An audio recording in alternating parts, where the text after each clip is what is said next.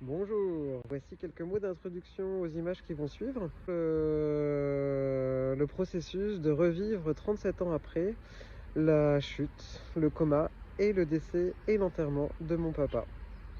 Où il s'est passé dans toutes ces étapes qui se sont déroulées du 13 au 31 décembre 1984. Il y a eu différentes étapes qui ont cristallisé beaucoup de négatifs chez moi. Et là, j'avais besoin de tout revivre.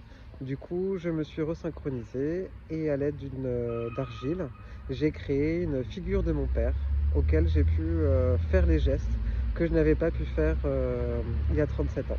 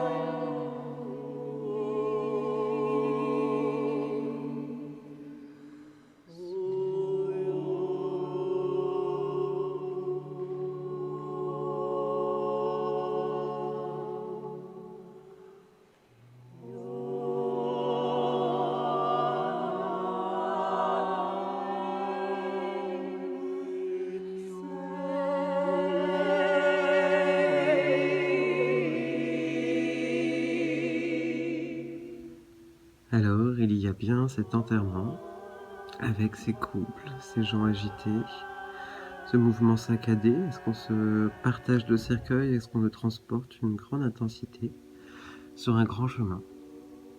Et il y a bien moi, qui suis un peu à côté, qui suis assis, et qui observe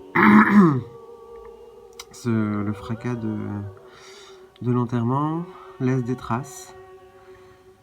Ces traces constituent une espèce de petite maison roulotte qui serait ma mémoire.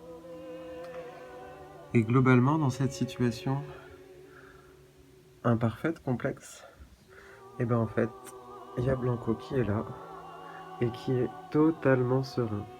Il est gigantesque, il est plus grand que les montagnes et il est complètement réintégré au cycle de la vie.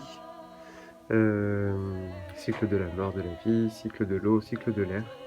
Et il est au soleil, il est tout détendu, il est très apaisé, tout va bien. Du coup, pour moi, le message est très simple. J'ai à m'occuper de moi.